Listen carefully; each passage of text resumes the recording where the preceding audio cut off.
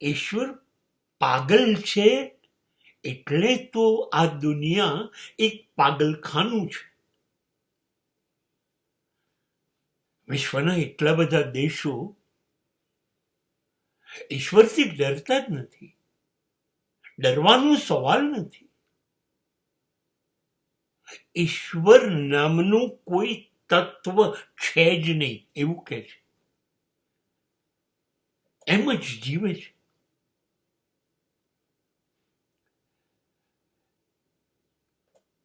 ઈશ્વર હોય તો આ પૃથ્વી ઉપર કરોડો બાળકો 2 ટાઈમ નહીં, 1 ટાઈમ પણ ભોજન મળતું નથી. કરોડો બાળકો પાણી વગર, દવાઓ વગર, દવાખાના વગર મરે છે. તો ઈશ્વરને જરાય દયા નહીં આવતી હોય.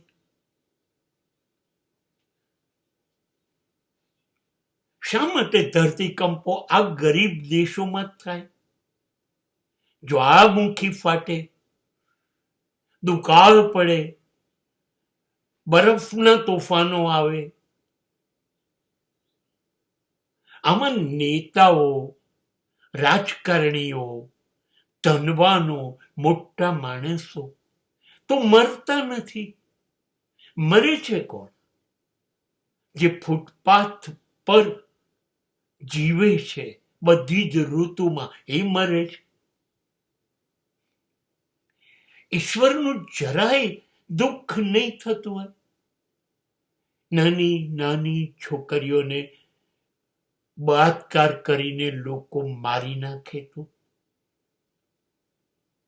ઈશ્વર ચલાવી લેતો હશે? આતંકવાદીઓ નીકળે, એમની મરજી પડે ત્યારે school, hospital, railway station, aerodrome ગમે તે ઉડાડે અને માણસોને મારી નાખે. ત્યારે ઈશ્વર કંઈ નહીં કહેતો હોય. કોર્ટમાં વકીલો માત્ર જુઠ્ઠાણા ચલાવે તો ઈશ્વર એ લોકોને કોઈ સજા નહીં કરતો હોય.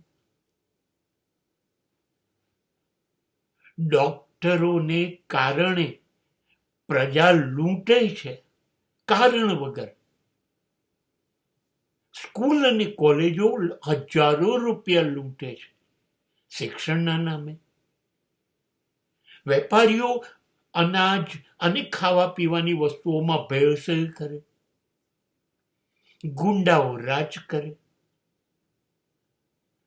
તો ઈશ્વર કશું જ નહીં કહેતો હોય.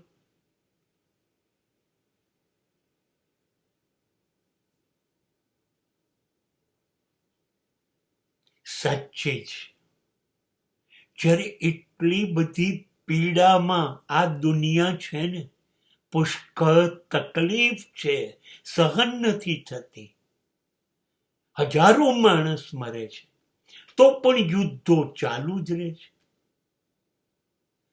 ઈશ્વરને કોઈ દયા નહીં આવતી હોય.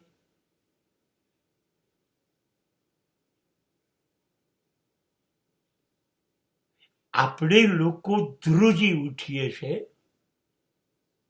સમાચારમાં સાંભળીએ કે ઇઝરાયેલે બોમ્બ નાખ્યો સ્કૂલ ઉપર ને 160 દીકરીઓ મરી ગઈ, તો આપણે ધ્રુજી ઉઠીએ છીએ.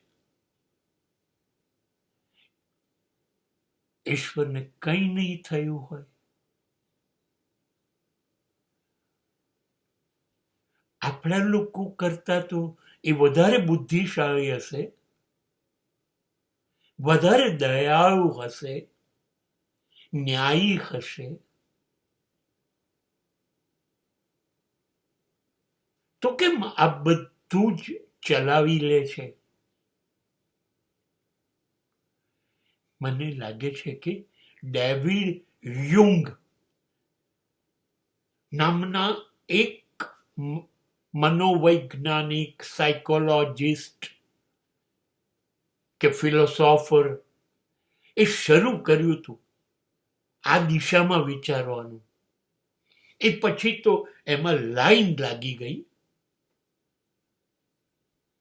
અને જર્મનીના નીત્સે તો એવું કહી દીધું ઈશ્વર મરી ગયો છે અને કદાચ જીવતો હશે તો હું એને મારી નાખીશ.